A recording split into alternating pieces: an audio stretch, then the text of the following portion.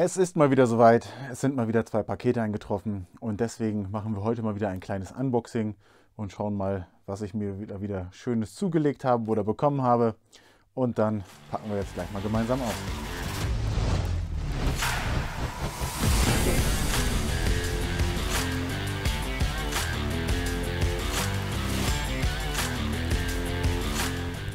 Ja, herzlich willkommen hier zurück auf dem Gear Reference Kanal. Wie gesagt, heute nochmal wieder ein kleines Unboxing. Wir fangen mit dem großen Paket an.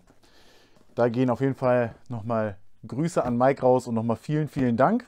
Der hat dieses schöne Paket, beziehungsweise den schönen Inhalt gespendet, quasi mehr oder weniger, gefragt, ob ich da was mit anfangen kann. Da ist natürlich meine Zündschnur relativ kurz. Mit den meisten Ausrüstungsgegenständen kann ich irgendwas anfangen oder auch nochmal Video machen etc. Aber hier ist was recht Spezielles und Interessantes drin. Machen wir mal auf.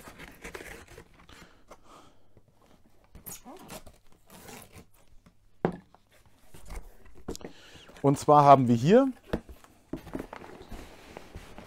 eine Tasche, Größe, Farbe, Form, kennt der eine oder andere vielleicht vom Speer ELCS. Und um genau so etwas handelt es sich auch. Ich mache die Tasche mal auf.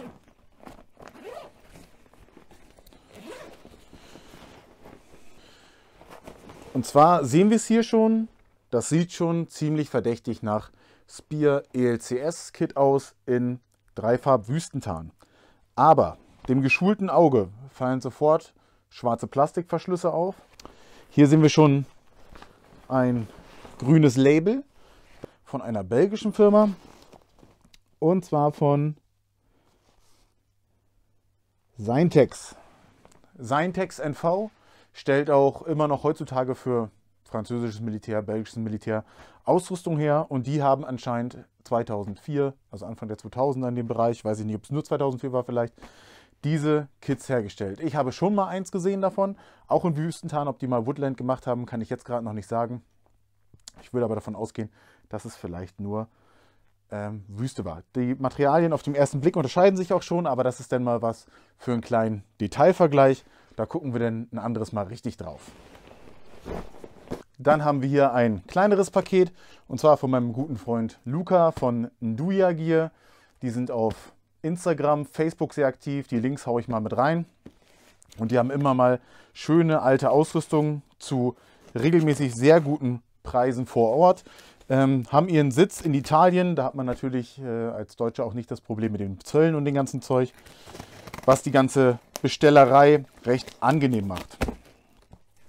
Ja, er hat auch immer mal ältere Sachen dabei oder viele ältere Sachen, seltene Sachen, neuere Ausrüstung, also für Sammler oder noch für Leute, die irgendwas aktiv suchen, auch mal Gehörschutz oder sowas. Peltor haben die eigentlich immer was da.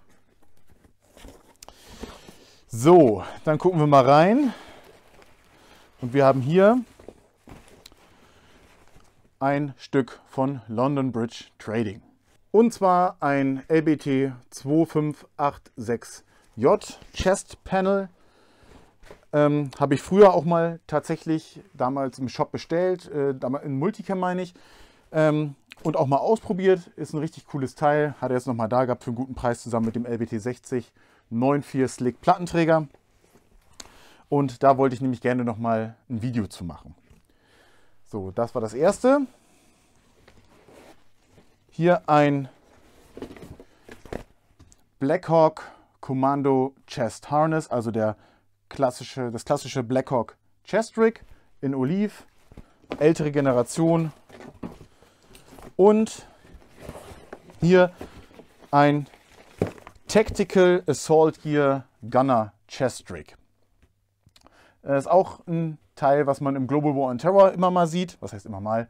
Nicht so häufig, aber ein interessantes Stück, interessante Firma und interessanter Ursprung. Gehen wir dann mal in einem extra Video drauf ein. Das war es erstmal wieder für heute und dann schauen wir mal, wenn es das nächste Unboxing gibt und was dann mal wieder so ins Haus kommt. Vielen Dank, bis bald, ciao.